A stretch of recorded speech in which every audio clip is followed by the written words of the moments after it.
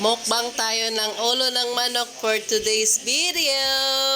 Sa lahat ng street food, ito talaga yung paborito kong papakin at yung calamares. Kaso hindi available ang calamares doon sa binibilhan namin. Kaya ito na lang yung pinabili ko. Gusto ko po itong binababad sa suka na medyo maanghang at may konting asin. Saka ko siya nilalantakan. Sarap talaga. Ayan, meron po akong maliit na mangkok dyan na may suka at tinatanggal ko po isa-isa yung ulo ng manok sa stick para mababad ko po siya dyan.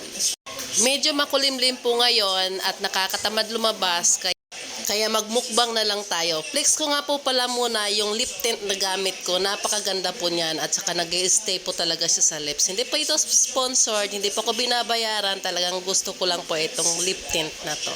Ito po ang madalas kong gamit ng ilang buwan na.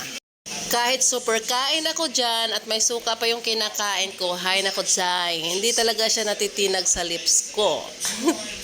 Anyway, katatapos ko lang pala maglinis ng bahay at para malibang ako habang nagpapahinga ito at nagpapak ako ng mabutong ulo ng manok, which is I like.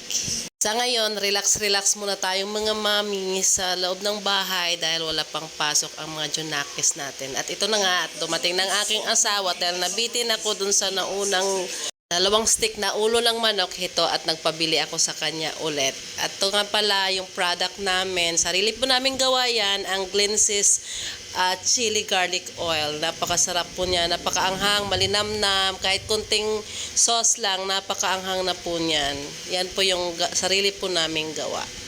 At tuloy na natin ang ating pagmumukbang. So yun na nga, habang wala pang pasok ang ating mga anak, medyo relax pa tayo pagkatapos nating gawin ang mga basic na ginagawa natin araw-araw sa loob ng bahay.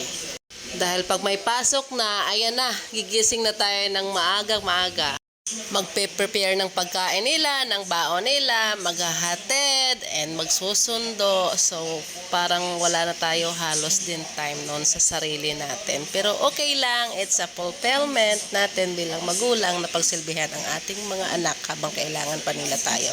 At ito nga po ang aking anak, nagmumukbang din siya ng kanyang cheese stick.